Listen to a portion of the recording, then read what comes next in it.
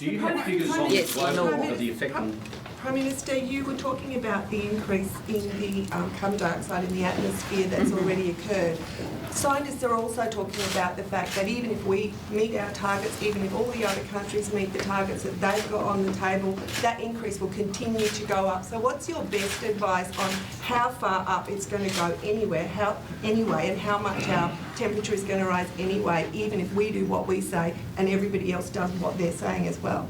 Well, the aim here, of course, is to prevent the continued growth of carbon pollution and its impact on climate change. You're right, a lot of damage has been done already. We can't go back into the past and fix that damage. What we can do is we can change our future.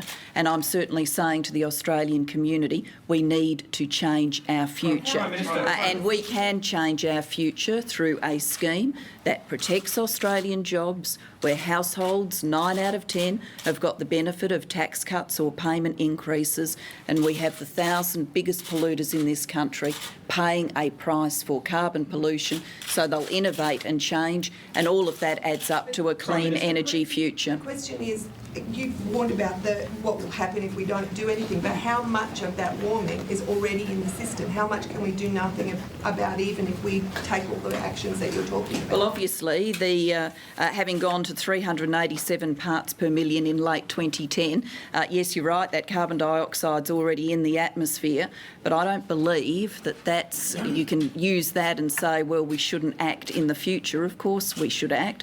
We can make a choice between a future with increased levels of dangerous climate change, or we can act to address that. I'm for action. Prime Minister, Matthew. you said that you want the debate to be informed by facts, but twice there, Lenore asked you what your advice was on the net effect of our action, taking into account action or lack of action in the rest of the world. Will you provide that fact?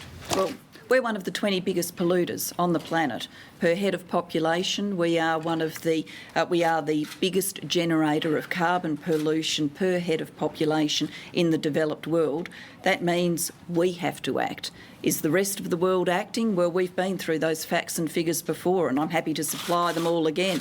But yes, the rest of the world is also acting on climate change, and we can't afford to be left behind. I'm still accused Yes. of the opposite.